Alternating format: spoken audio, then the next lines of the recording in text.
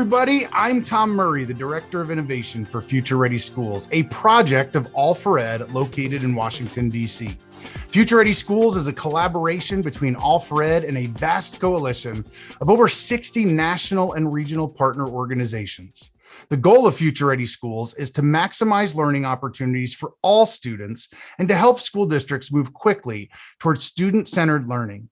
The effort provides educators with resources and support to ensure that local strategic and technology plans aligned with instructional best practices are implemented by highly trained teachers and maximize personal and authentic learning experiences for all students, particularly those from historically underserved communities. As always, the hashtag for today's webinar is Future Ready. Thank you for making an investment in your time and for joining us today. I'm going to be your host on this webinar on prioritizing student health and wellness. With all that we've been through the past 2 years, I'm not sure we could have a more important topic at a more relevant time. So joining us today, I couldn't be any more excited. We have three incredible leaders. We have Dr. Michele Bowers, the superintendent in Lancaster School District in California. We have Beth Houf, a principal in Fulton 58 Public Schools in Missouri, and Matt Miller, superintendent in Lakota Local School District in Ohio. Let's go ahead and take a moment. If you could introduce yourself for just a little bit. Let's start with Michele. Well, good morning, and it is great to be here. Thank you so much for the invitation. I am Dr. Michele Bowers, and I am the proud superintendent for 10 years now of Lancaster School District. We are a wonderful elementary district, preschool through 8th grade in the northern part of Los Angeles County, serving a very diverse population, and that gives me joy. So again, I'm happy to be here, and being able to serve that population has taught me a lot along the way. So glad to have the opportunity to share some of that with you.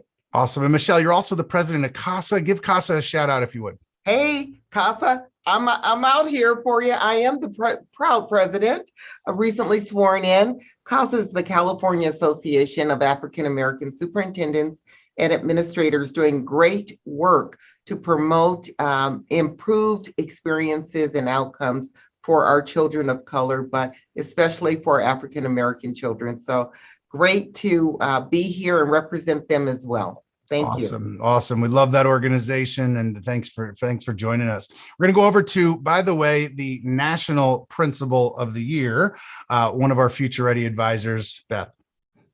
Hi, thank you so much. I am honored to be here with you all today. I'm Beth Hoff, the proud principal of Fulton Middle School in Central Missouri, and definitely honored to be named the Principal of the Year for the National Association for Secondary School Principals, and love the opportunity to serve with that organization. Really all about supporting principals, which I'm very, very passionate about. So honored to be here. My most important work involves two young men, my sons. I have an 11-year-old Dawson who will be with me here at middle school next year. And then I have an 18-year-old that graduates next month, which is a really it's hard for me to accept that. So I was his principal for 9 years. One of my big mission is helping to lead schools that I'm proud to send my own children to each day. And so I don't know that they always are excited about that as the sons of a principal, but I definitely love that work as well. So thank you again for having me. Excited to be here. Awesome. Well, thanks for joining us. And last but not least, our Future Ready advisor for our district leadership strand, and by the way, recently named COSIN Superintendent of the Year, one and only Matt Miller. Matt, say a quick hello. Tom, thanks for having me. Thanks for that lead up. And Beth and Michele, it's great to share this Zoom with both of you. Matt Miller, proud superintendent, Lakota Local Schools, just north of Cincinnati, Ohio. We're a K-12 school district, just over 17,000 students, and couldn't be happier to be a part of Future Ready and Tom with his team. Awesome. Well, thank you for joining us. If you are watching this, you are in for a treat, and I'm sure you can see that already. Well, it's no secret that the past 2 years have really been a struggle for many educators, combating fear and anxiety that have permeated the inside of our school walls throughout the pandemic, really compounded by political pressures and a state of continuous change, has really left many students, teachers, and administrators feeling tapped out. The impact of the pandemic has been vast, yet these struggles have revitalized the importance of mental health and well-being for all involved.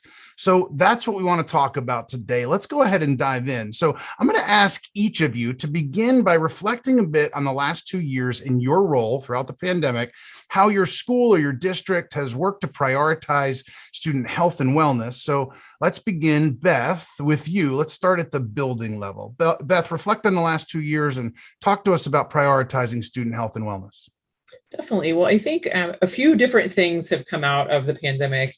The first thing that we really prioritize and then we make sure to utilize in a systematic way is mental health data. And so we utilize mental health screeners at all of our buildings. So it's at the district level, but specifically within our building, we then take that data and then make decisions around that. One of the things that has happened in the past 3 years is we've added a social worker to our building. And so being able to add resources, human resources to help meet the needs that the data shows us has been huge. I think the other part, and it's not flashy, it's not a big, it's just taking time to make sure that mental health is first. So as a leader, modeling that as I walk through and talk to kids, the walks and talks and the checking in on families, being intentional about that, being intentional about checking in with kids and what do they need. We utilize feedback forms. It's a fancy way to say survey, but getting feedback from kids, how are you doing? And it needs to be systematic in a form, but it also needs to just be walking around and using our heads and hearts to figure out what our students need the most. So those are just a few things that we've done in our school just in the past couple of years, and look forward to hopefully next year having this year. This year has definitely actually for us been much harder than the 2 previous years, but hopefully next year we'll have a little more study foundation as we go through so that we can continue the work. Awesome. Thanks for sharing that, Beth. So let's move from the school level, the middle school level, up to the district level, head out west. Michele, talk to us as you reflect in your role as an elementary superintendent of an elementary district, and just reflect on that a little bit in terms of student health and wellness, and where are you all at with that? It is definitely a work in progress. As I reflect back on the last 2 years, the need and attention for student health and wellness really, it didn't just start when students returned to school. It's something that we had to start thinking about and focusing on the minute schools closed, because students all of a sudden went from, hey, I'm playing with my friends today, to no, you're going to be at home, and parents trying to figure out what that was going to look like as they were tasked with at-home school closures and taking care of their kids at home, and now not just being the care provider, but being their teacher as well. So looking at how we were going to support our students and dealing with all of this, students have a lot to deal with, and they're little people. So they don't always understand what's going on in the world around them. We have, over the last couple of years, continued to kind of ramp up our staffing as it pertains to counselors, as it pertains to school psychs. We've definitely taken more of a get involved approach, not waiting for folks to come to us. So we're more aggressive about reaching out to our students, reaching out to the families. And the other thing, while we're talking about students, we have to make sure our staff is healthy as well. So that's one of the other key issues that has really come to the forefront, is the importance of not forgetting everyone in the system that's going to be touching the lives of these kids and impacting the lives of the kids. So if it's the adults at home, so be it. If it's the adults in the school system, so be it. But we have to really focus on the health and well-being of everyone. So identifying multiple resources that folks could tap into. Some resources were for students, some resources were for the staff members in our system.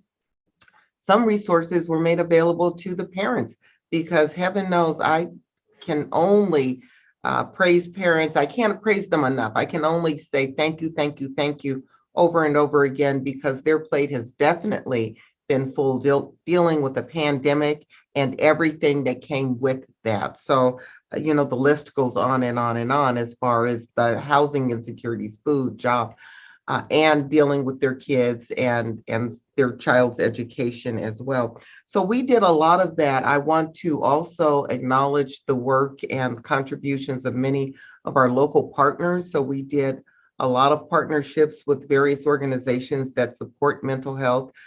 Various organizations, CASA was one of them, that stepped up with vaccination clinics and providing information around the pandemic to parents and families and students. A lot of the anxiety and trauma was around not knowing what was going on and not understanding what was going on.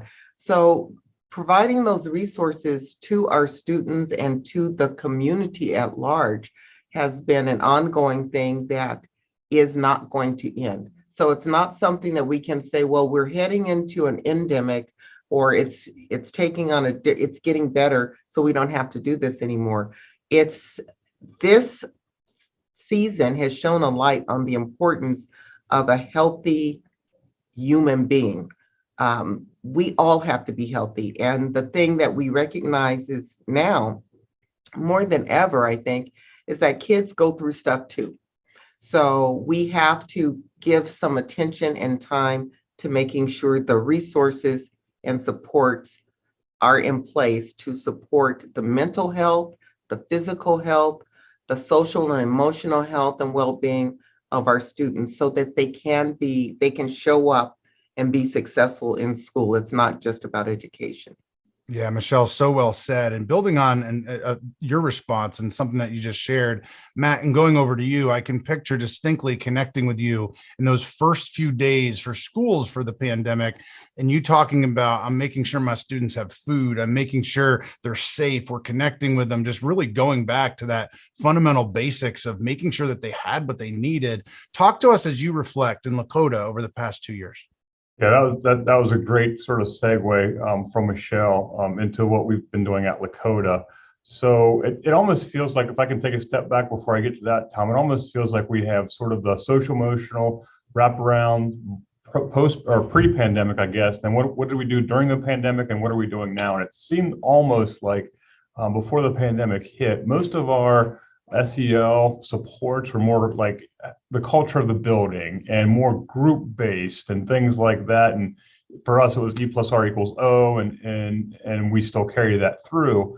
And then the pandemic hit, as Tom said, and I reached out to my colleagues on the West Coast, Susan Enfield and a few others, and said, you are ahead of this because it started out there, it started out west, it's coming my way. What do I need to be prepared for? And I was thinking more in terms of the educational side of things, but I was quickly corrected, for lack of a better term, that you need to, first of all, you need to figure out how to feed your kids breakfast and lunch. And so that was number one priority for us and our business department. Our school bus drivers were dropping off lunches and meals. We were doing it to single homes. We were doing it to neighborhoods. Just to make sure that that pipeline was still going strong. And then we settled into, how do we get our kids connected so we can check in on them? That's the education piece, but it's also not just the education piece, but we wanted to put eyes on our kids. And so the only way we could do that was through Zoom and some other avenues too. We have community liaisons at each one of our buildings that make connections, along with social workers that make connections at buildings. If we had a spot that we couldn't get to, or we weren't hearing from somebody, we worked with our school resource officers to go to the homes and make sure that the kids and families were okay. So that was sort of how did we operate in crisis mode. And now it seems like post-pandemic, I think all of us realized that the supports that we were offering pre-pandemic aren't enough. And we are going back, as Michele was saying, to sort of individualizing what those supports are and not just making whole group activities. So we have a few things in place at Lakota with our MTSS systems that we have ramped up this year coming out of the pandemic. And also Hope Squad, which is peer-to-peer suicide program that we do with our kids. That has certainly helped because we all are all struggling with our own needs. Our kids are hurting too. And so we want to make sure that we have as many things that we can have in place. Yeah, thank you for sharing that. I mean, the passion for this work and the human side of the work from each of you truly just radiates even in that opening question. So I want to talk specifically about you all as school leaders. You know, every school leader I work with across the country just gives so much. And let's be real, it can be 24/7, or if not, it can be 25, 8 days a week, right? At least it feels like it's always coming, literally hundreds of emails. If you're a superintendent, your board's calling you, you're getting it from the parents. And obviously with this fear and anxiety that's been radiating for 2 years, compounded with everything else on your plate, compounded with political pressures and things on the outside that we've been seeing in the news, how do we set boundaries and this notion of self-care? Now, this notion of self-care has come front and center again, but let's be real. It's easy to say, it's not always easy to do, because as educators, you give and you give and you give. There's always something else to do. There's always another evaluation. There's always another board meeting. There's always that next piece, not to stress the three of you out, but that's the reality of there's always things coming. So as superintendents and a principal, how do you set boundaries so that you're not running over yourself in this process? Let's be real. Being face down with nothing less to give, you're not going to be an effective superintendent, principal, IT director, whatever your role might be. So how do we work to set some boundaries? How can we model that for our staff, model that for our teachers? And what's self-care look like for you all in your roles? And how do we promote that with our educators? So let's actually, Michele, let's start with you. Too late, you just stressed me out. Oh, I was doing good up until then.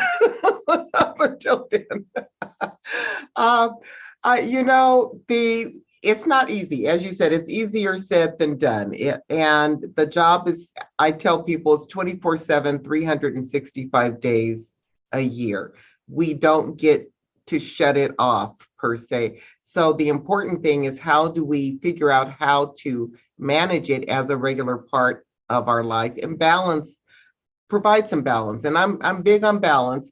So we have to all figure out what are the big boulders in our life that we need to balance. And, it's family to some degree, but what does your family unit look like? And what responsibilities do you have as mother, as father, as sister, brother, grandparent? Many of us also find ourselves being care providers for others in our family. So there are some realistic things, and we have to take a look at what's going on in our lives and what our own priorities are, because sometimes you're going to have to figure out and be okay with saying no to certain things.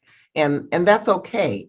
You don't have to be Superman or Superwoman and try to do it all. And sometimes we feel that we have to carry that weight on our shoulders and that responsibility to do it all and be there for everyone and solve every problem. One of the things that I have learned in my season and tenure is the importance of building capacity of those around me, whether it's family members to think about things and make decisions, or whether it's at work and involving people in kind of training. What is the process we need to go through to get to a solution? So it doesn't always have to be me making that solution. So how do you build capacity of other folks in your network, in your building, in your home, in your life, so that they too can own some of the responsibility, take on some of those things. And when you can't, they can take care of you as well. It's like, okay, sometimes we need someone to pat us on the back or on the shoulder and say it's going to be okay. One of the other things I think that's critically important is relationships and building safe, trusting relationships with people around us. And we know who we really need to build those safe, trusting relationships with. And we have to create spaces to have courageous conversations. Some conversations are difficult, more difficult than others to have, but it's important that we have folks in our life that we can sit down with, that we can talk open and honestly with about what's going on, what are our grows and glows personally, what are we struggling with personally, because we all have something. And jokingly, I said you stressed me out, but stress is a normal part of what we do day in and day out. So the other thing for me is figuring out two things. Number one, what types of things stress me out? What triggers stress for me? You need to, so I'm pretty good at knowing, like, okay, I know this situation is going to trigger stress for me. So knowing that, I figure out some key things that I can do to help alleviate or mitigate some of that stress that I know could occur going into that situation. But then also, what are some day-to-day ongoing things that I know just are my happy place? So exercising, and being outdoors, a happy place for me. I love to be outdoors. Personally, I love to fish. I probably need to be out there with Matt somewhere. I love to fish. I don't get to do it as much in the desert here. So I have to, it's far reaching, and give me the water, the beach, a lake. I'm in a happy place. So I encourage everyone to figure out what they can do to create those boundaries and create time, set aside time, prioritize time, and be okay with having that balance in your life for family, for work, for yourself. You can't forget creating some time, just some me time. But it's important that we do that. Otherwise, we can find ourselves easily just being consumed by the stresses and the responsibility of everything going on, not just at work, but in the world. The world's a busy, busy place right now. So we have to be able to sometimes turn it off or unplug, and that's really what we have to do. So that works for me. Absolutely. Well, some brilliant words from one superintendent. Let's go over to the other. Matt, talk to us about setting boundaries and self-care and what that looks like for you and how you can model that. I think some people have the misnomer that superintendents have it all figured out and we know exactly what to do. But I remember vividly during shutdown, when all this started, that we would be Zooming with our people and texting people and checking in with people all through the whole thing. And I would wake up at my usual hour early in the morning. And then since we were in lockdown mode and I was working from my home office, since we were all remote, I didn't have anything else to do but work. And so I remember one night vividly, my daughter Jessica came into the office and said, it was like 8 p.m. Dad, you've been working all day. You need to turn it off. You need to shut it down. And she was right. It's like you just kind of get caught up in this mode and you're trying to answer people and we're all trying to figure it out. So I remember that vividly. And then Tom, something you said too, in terms of supporting our roles, whether it's a principal or a superintendent, is, and I know this is the case for me, is I'm blessed with a fantastic dynamite team of executives, executive level that get it. And so while we all have our job titles and roles, and when we were Zooming during the pandemic, we were on there twice a day, once in the morning, once in the afternoon, trying to figure things out. And when that happens, and when it did happen, we didn't stick with our titles. We just went like, how are we going to solve this problem? Who's going to take this ball and run with it? And let's figure out how we're going to take care of our kids and our community. So I'm blessed, and I've always been blessed in the districts I've worked in with a really good team that sort of helps me out. And so sometimes you have to make the call. But again, just blessed with dynamite people that I work with. And then the other thing I'll say, and this might not be popular, so but I'm going to say it anyway because it's never stopped me. I know that there's sort of this, people try to find what they call the overused term work-life balance. And I don't think really it's a balance anymore. Maybe it wasn't before, but it's more like what I like to term the work-life blend. And so I think home creeps into our jobs. Our jobs certainly creep into home, and you have to figure out maybe how to balance that blend per se. But none of us on the Zoom and anybody watching, we don't turn it off at 4:30 or 5 o'clock when the job's done. There's always something that comes up. And so if this crisis did nothing else, well, we had to take care of people in the moment, and that moment didn't stop. It was, as Michele said, 365, 24/7. So it's that blend piece. And so if there's a case where I might have to run home or run out at 2 o'clock to take care of something personal, I don't feel guilty about that, because I know at 8 o'clock that night I'm going to be answering emails because somebody needed an answer to something. So it's all about the blend.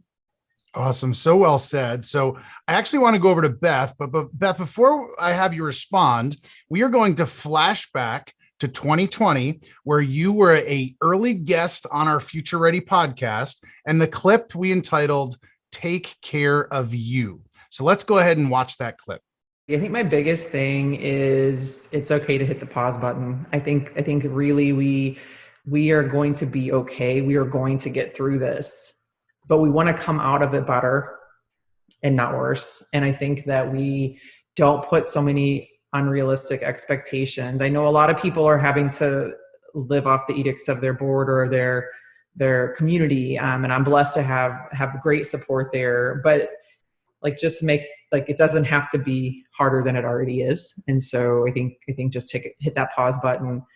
And you said one, but I'm a pirate. I break rules sometimes. Take care of yourself. Like, take time to take care of yourself and set limits and make sure that you also deal with the grief that you're facing. Because I think if we don't take care to deal with the grief and the trauma that we're dealing with right now, because we really are all dealing with a form of trauma, it's going to be waiting for you down the road. So we got to make sure we take care of it now and really let it process. So Beth, there you were 2 years ago, actually almost to the day.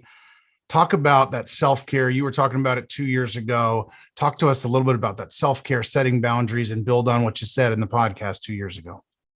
Definitely. Well, definitely something I'm super passionate about still. I struggle, and I agree with both what Matt and Michele said. So many of those points is that balance is not, I don't know that that's the right word, right? Because it isn't a 50-50. It's not that way. And I really, NASSP actually in February asked if I would blog about how do you balance a life of a mom and a busy principal? And I was like, well, is there anything but a busy principal? I've never met a not busy principal. I mean, that's just, we're busy in what we do. And so when I really reflected about how I do that, because most days I don't feel like I do a great job of that. I feel like I'm always forgetting something or need to put more space here, there, or everywhere. But when I really sat down and looked at it is I reflect on the work of three great women in leadership, Jessica Johnson, Sarah Johnson, and Jessica Cabine. And they wrote a book called Balance Like a Pirate. And in it, they really talk about a quadrant, is that your life is kind of a quadrant of your personal life, whether that's your family and the things that you do personally that brings you joy, and that your personal whys that you have. And then you've got also your passion, like what gets you going every day. What's your passion? And of course, these bleed into each other too, right? The quadrant in itself, the positional. So within your role, within my job as principal, what are the things I do every day? And then also professional. So what are things like conferences and things, books that I like to read? For me, I definitely blend all four of those. But whenever I'm not feeling balanced, I really look at, okay, where am I spending most of my time? And how can I make sure to stop, pause, and then make sure that I'm getting a little more of the other areas? When I stay in one quadrant for too long, specifically positional, I really become more stagnant in what I do too. Even yesterday, I'll use as an example. I knew that I had a very, very long day and I had to just take a break and go get outside, go, do something besides what I'm doing so that I can be sharper. And I think that's the biggest thing too. When we continue to push and push and push and push and push and not take care of ourselves, we start to make mistakes. We're not as sharp. So realizing that when we prioritize rest every single day, not just on the weekend, not just on vacation or just when it's breaks, prioritizing time every single day to recharge is huge. Also, I think asking for help, I know Michele mentioned that as well, is make sure you ask for help. It's okay to do that. People want to help. That builds the sustainable leadership. We're a SAM school. And so that's a whole process where I've actually had specific training on how to have my first responders so that every time there's something that's going on, I'm not the one that's dealing with the situation. And it's not that I'm not doing great work. It's putting systems in place so that I can do some of the most important work, being in classrooms, being with kids, being with the adults. Also, it's like breaking up with guilt. That's another piece for me is breaking up with guilt. There's days, that we're not having that home cooked meal. Like it might be pepperoni pizza tonight again. And I have to recognize that, it's okay there's not every day is perfect, and to not ruminate over the things that I didn't. Sometimes we have a bad minute, but then we milk it for all the other minutes and it becomes 2 hours, 3 hours, 6 hours because of the rumination that we do with it. For me, assembling a crew is huge. I am surrounded by phenomenal teachers and an amazing assistant principal. Our principal squad that we have here in town too, we have about 2,200 kids in our district. And so it's a relatively small school district. And we, the 6 principals are, that was one thing through the pandemic, all parts of it. One thing that we came out of that stronger was the bond that we had as 6 principals. Also being real. I think for those of you that don't know me, I'm very real about what I do. I share vulnerably my struggles. And I think when I do that, that models that to staff, that it's okay to not have it figured out all the time. I model that very freely to other principals, because I think sometimes as soon as you're a principal or a superintendent, I would imagine as well, everyone expects us to have all the answers and have them quickly, and that they're like just beautifully, that we're able to do it systematically and beautifully. And that's not how leadership is. That's just not how it works. And so being very vulnerable and real with my own struggles, setting boundaries is huge. If it's not an enthusiastic yes, I have to say no sometimes because we only have so much time. And then again, prioritizing rest.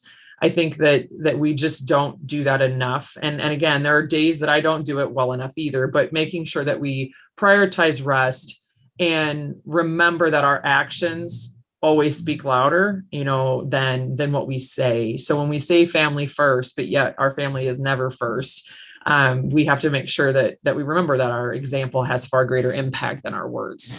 Sorry, I can keep going on and on and on about this one, because what I've recognized when I do these things, that it helps my staff to be better as well, and recognize that it's okay to take a break. It's okay to do those things as well. So thank you. Absolutely. Such brilliant nuggets you all share there. So that each one of you shared. And I want to dive into this notion of community and community partnerships. Part of the reason that we asked specifically the three of you to join this webinar is how much we respect your work around community partnerships, which is one of our gears of our Future Ready framework.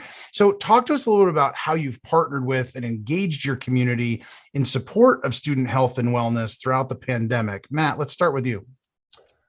Thanks, Tom. I have a great story to tell in terms of that. So here at Lakota, we are fortunate enough to partner with a group called Circle Tail, and that's therapy dogs for our students. We have 9 therapy dogs in Lakota. I have 23 schools, so I need a few more dogs. I tell them I want one on every campus.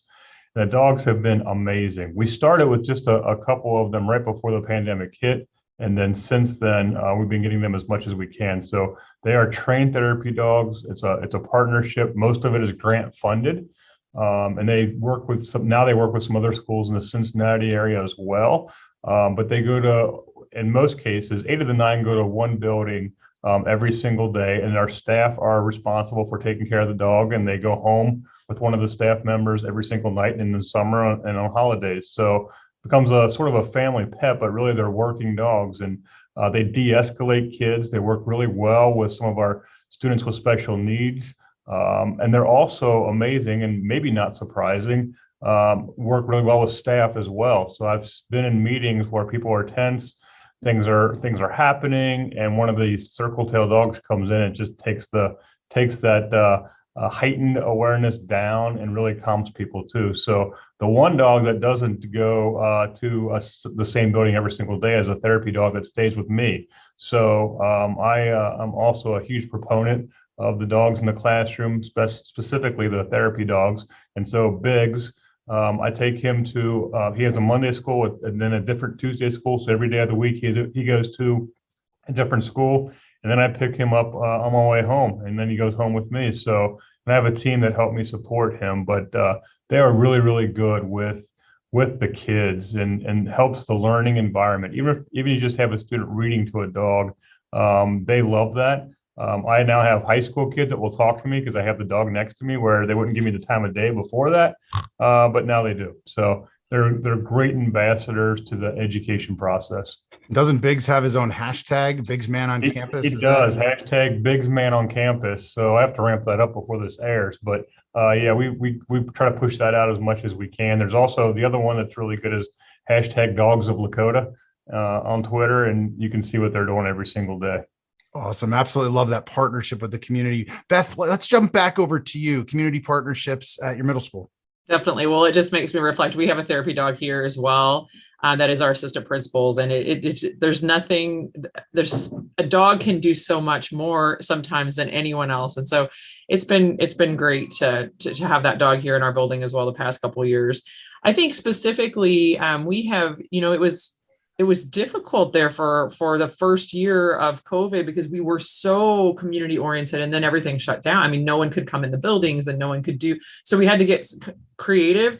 But I think a few of the things that we have been doing, we have had some retired police officers actually come and work with our social workers and then do groups with kids. And so specifically on communication skills. And I thought that was so interesting. We looked at our mental health data, and we had, we're always trying to look at ways of partnering, especially with our police department, so that kids have positive positive opportunities to build relationships with our police officers. And so they come in and sit down and they work specifically on how we communicate, because so many, especially in middle school, we are glued to our devices, or our, like, how might we figure out how to use those well. And so just how to have conversations, how to talk back and forth, how to, appropriate body language and things like that, because those are skills that we struggle with, especially after the pandemic.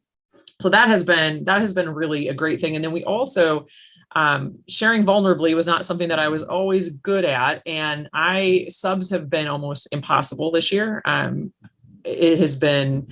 That's probably been one of the biggest issues that we've had, is staffing our classrooms with people, with adults. And so, because we know when we don't have great adults in our building, in our rooms, well qualified, that's going to affect the mental wellness of our kids big time. So one thing I finally did is I was trying so hard to keep up, and I was subbing most days too. And I love to be in the classroom, but I finally just put something out to our families and said, here's the deal. Like, we are 20 subs short today in our building. And if you don't hear back from a teacher, please contact me. But we really need your support. Might you, if you could get your sub, like, we will help you get certified to sub.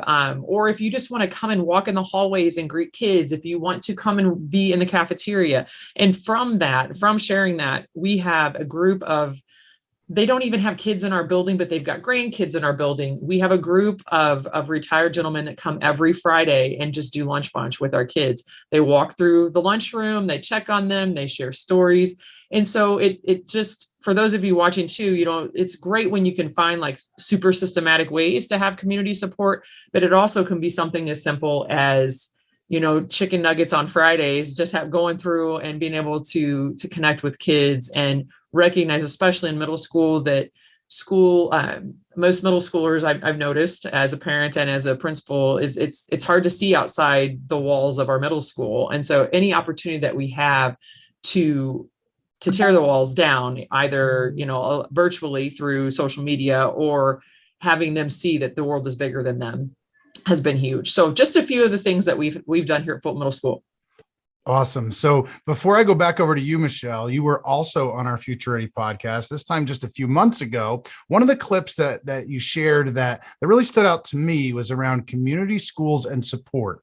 Let's watch that clip.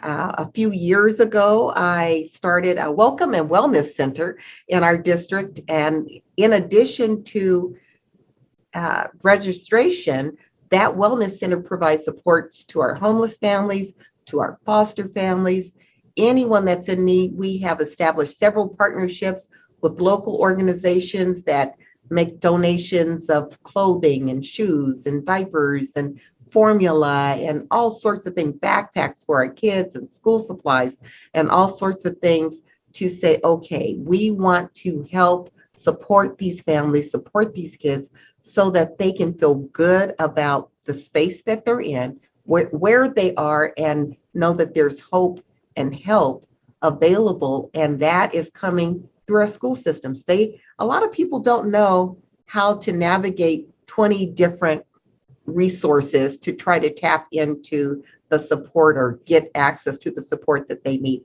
But if they can tap into the school and get access to all of those things that they need, what a powerful thing. So I'm excited because community schools really does kind of move us in that direction so that we can better support our families. So Michele, that was filmed just a few weeks ago. As we look back, talk to us about, as you reflect, just the importance, build on what you shared in our podcast just a few weeks ago. Well, bless you for bringing that up. My passion and purpose and heart around that topic still remains and is stronger than ever. We are more committed than ever before to expanding and strengthening the partnerships that we have with various organizations in our community locally, as well as on the perimeters of our community. Because when you create and invite folks to participate, they step up and they bring it all. And that's what we have done, is created the space and invited people to be involved and to support our community, support our families, support our kids in a meaningful way. if we tell them what we need, a closed mouth doesn't get fed. That's what my grandmother always told me. So we ask for things, and I'm pleased to say that people have really stepped up, and we do have partnerships with our local Antelope Valley Partners for Health, and we have partnerships that offer vaccinations, and we have partnerships that provide clothing and the food and the diapers and all of those things. But additionally, we have partnerships that provide toys and just give our kids a sense of self-worth. I will just share just really quickly, our Welcome and Wellness Center, the staff over there, each week they send me a story just to warm my heart and remind me of how important and how critical the work that they do is there. And just recently, they shared a story where there was a family that reached out, not because of the parents coming into the center, but because one of the para educators in the school building noticed that a student hadn't been in school for a couple days. And when that student finally showed up, they seemed a little sad and depressed. And the para reached out to that person, to that child. Subsequently, we were able to reach out to the family, but the child's response was, my family doesn't have the money to buy food, so they're hungry. And they don't have furniture, and they don't have the diapers for the kids. And the parents were immigrants, so they felt uncomfortable about going to anyone for help. So we were able to fill that void and provide food and clothing, backpacks, school supplies, all of the things to just give the family hope. And that is so critical because we can't get to school and focus on learning if we have families and children that are struggling with the basic needs of life, just trying to survive. Absolutely. So well said. So our time is getting tight. So I want to ask kind of one more main question before we wrap it up. You know, the pandemic really has brought front and center the importance of having a network of support, especially as educators. Closing the door to that office, to that classroom can make it a really, really lonely place. And we cannot go at this work alone. Pandemic has certainly magnified that. So what does this network of support look like for you all? And how can educators develop one if they're not feeling like they have a strong network in place? Beth, let's start with you. Yes, I think this has been huge. This has been huge for me personally. I think number one for me starts just in person, and I have an amazing support of people around me with other principals and assistant principal. So, and again, you don't always choose who you get to work with, but when you have the chance to do that, you know, I am blessed to have, of the 6 of us shared principals, almost all of them have worked either with me or we've worked alongside each other or been my former assistant principals. So take the opportunity to help raise up those that surround you. I think also don't ever underestimate the power of social media for good. And I was never a person that was on social media very much until 2014 when I was ready to leave the field of education, and went to an administrator conference and met a person that said, hey, do you have a Twitter? And I didn't even really know how to respond to that. And this many years later, Twitter has saved my life, really. It helped me realize that I need a strong network of support, not only for my own learning, but for other people that I can call out that have now become my dear friends that I really met online. And so I think recognizing it and knowing that you can surround yourself with not only like-minded, but people that have different views that can help you see maybe blind spots that you might have. And so I really feel like social media has, yes, there are lots of negative things that could be happening on social media like anywhere else in the world, but we need more positive happening there because there are really great things as well. So I think social media is definitely, and then getting into organizations. Future Ready has so many amazing educators and leaders and just so many people that you can tap into, learn from, reach out to. And then also there's so many different organizations out there for what you're passionate about. For me, I'm very passionate about principals. I love being a principal. And so tapping into those national organizations, the state organizations, and connecting with those as well. Something for me, and I would encourage you, if you've been doing this for a few years, is take time to check on the newbies. Take time to check on those in their first couple years, because wow, what a first couple years to be a superintendent, to be a principal. So for me, it's how can I leverage the power of mentoring as well? And mentoring can be something as easy as, hey, how are you doing today? And then listening. So just a few ideas that I would have, as well as just to leverage the relationships and your own support system. So well said. Michele, over to you. Beth captured so many great points, many of which I would have had on my list or do have on my list. One thing that I do just want to circle back to, which she said at the beginning, and that's the importance of showing up in person and connecting with people face to face, because we are very busy and we tend to do a lot of things via technology and phone and text message and whatnot. And every now and again, I will find myself getting in the car to go and have a conversation with folks, or picking up the phone and calling and said, well, you could have just sent me that. Well, no, I wanted to hear your voice. I wanted to hear your laughter. I wanted to see your smile. I just wanted to check on you and see how you were doing. I know periodically those text messages and everything, they make it really easy for us to connect and maybe stay connected, but really having that deep connection, we need to not forget about the value and the importance to take and make the time to stay connected face to face, just like we're doing now. So thank you so much again, and I look forward to the next time.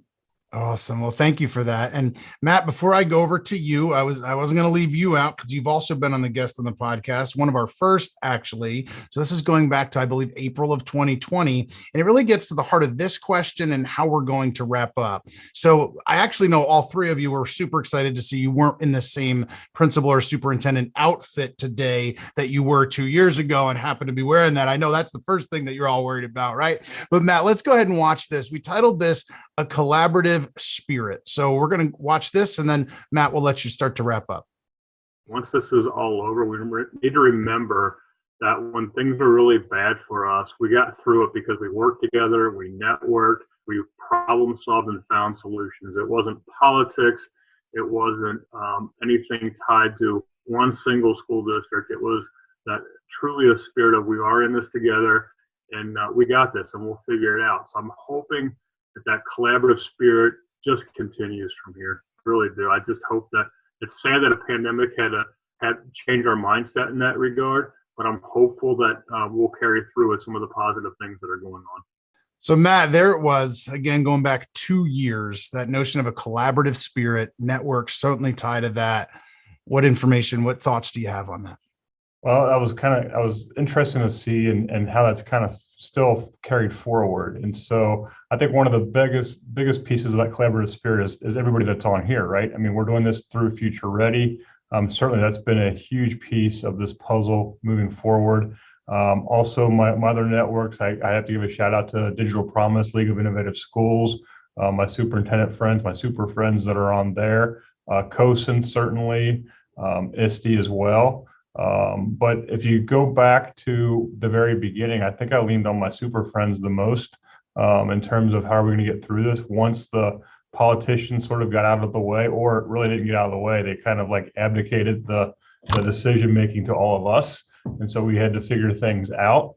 And so I remember in Ohio, John Marshausen, who's in Columbus, he and I just started doing Zooms and invited all the superintendents in Ohio to get on there once or twice a week and figure out how we're going to get through this. And so we have, and we did. And those relationships were sort of forged then, and we still carry those out now. But you look at my contact list or my latest texts, and they're generally superintendents or ed leaders like you, Tom, and others throughout the nation, that when things pop up, we all have things now that are going on in our districts post-pandemic that we're trying to deal with, whether it's politics or coming out of COVID. So the networks are still strong, and that's really what we need to do. And we are not in silos anymore.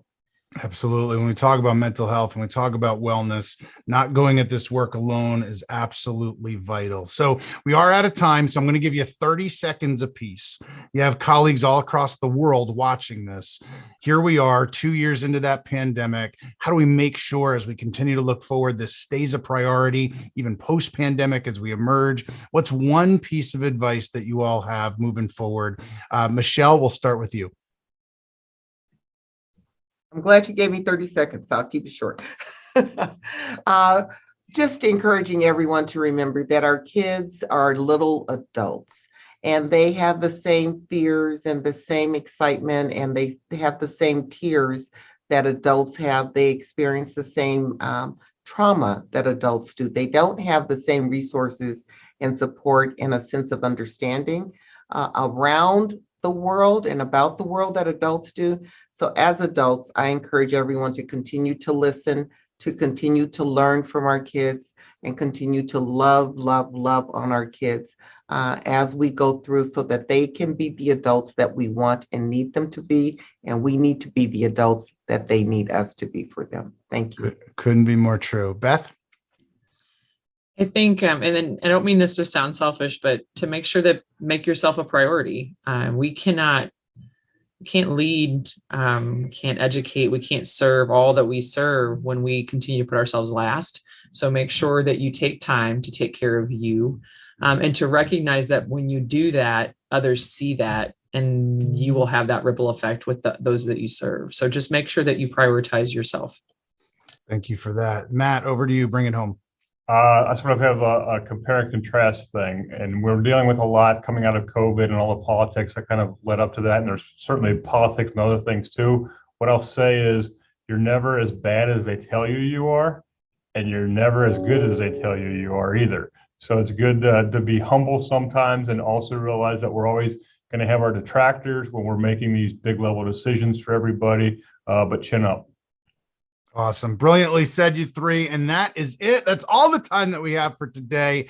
I can't thank Michele, Beth, and Matt enough for sharing their incredible insights with our school and district leaders. What an amazing conversation this was. I also would like to specifically thank the team and our partners at AWS, first for their incredible support they provide to educators across the country, and second for their support for this webinar and all that we do at Future Ready Schools. I do want to remind our viewers that information about Future Ready Schools can be found at futureready.org. We continue to challenge school district superintendents like Michele and Matt to join the over 3,500 others that have signed on to the Future Ready Pledge. We also encourage our school and district leaders to join one of our growing strands, as well as one of our fall events, which we'll be launching really soon. I also want to encourage all of our viewers to get involved with some of those strands, from technology leaders to district leaders, principals, librarians, instructional coaches. We really have vastly expanded the reach of Future Ready in recent years. So check out some of those private Facebook groups to develop some of those networks of support that we talked about all needing.